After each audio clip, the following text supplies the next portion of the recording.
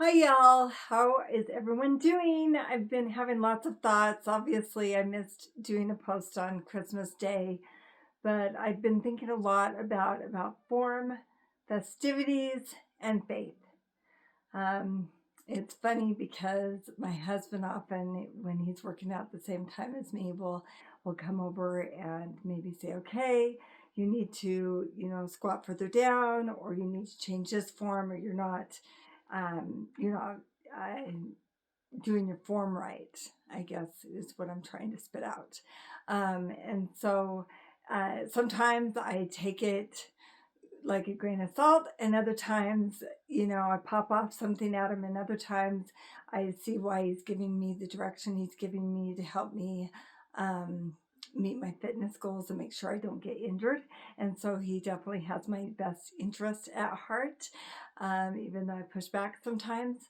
I guess it just made me reflect a little bit on all the fun and festivities and family parties and friend get-togethers and all the things at Christmas time. And it just brought me back to, of course, Christ's birth and everything that Jesus Christ has done for us. I have a lot to work on, guys, obviously, and I'm reminded of that quite often. Therapy helps a lot, but there's always things to work on, right? We just had one of our leaders in our church, President Jeffrey R. Holland, pass away. He was a great influence in my life. My husband and I had an opportunity of hearing him speak in person at the Roots Conference, which was freaking amazing. But I just think of all the amazing talks he gave of love and encouragement and peace and hope. And, I think about, I guess I'll bring it full circle a little bit. I think about, my hubby tweaking whatever as far as, helping me with my form. And I think about Jesus Christ and all that he has done for us. And President Jeffrey R. Holland, and all the church leaders and their guidance and direction in these crazy times. I seriously don't know what I would do without it. I think about when my little sister passed away, and I know I talk about this often, guys, so I apologize, but it was such an impact in my life. I think about how I really had to, I guess, come back to the basics, to the foundation of what I truly believed, holding her hand as she passed from this mortal life. I've never had any other feelings like that in my lifetime. Even though there were just some of us family members in the ICU room at that time when they unplugged the machines, I could feel like a overbearing love and an overbearing feeling of that room just being packed with angels. There's no other description for it.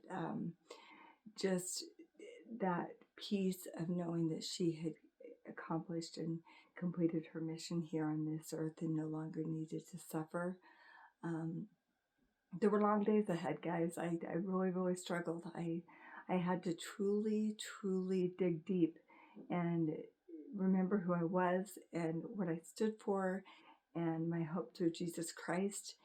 And I think that, it's important to have those um, pivotal moments in our life, even though they suck and they're really, really hard. And we may not always have the answers in this lifetime, even if we think we do.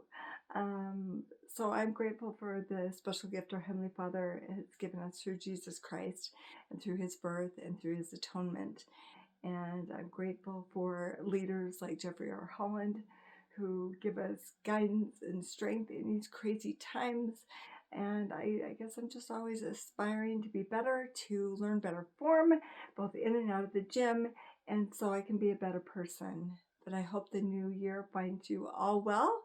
I love the what I had heard from someone. This has been several years ago, but I'm going to focus on those New Year's intentions.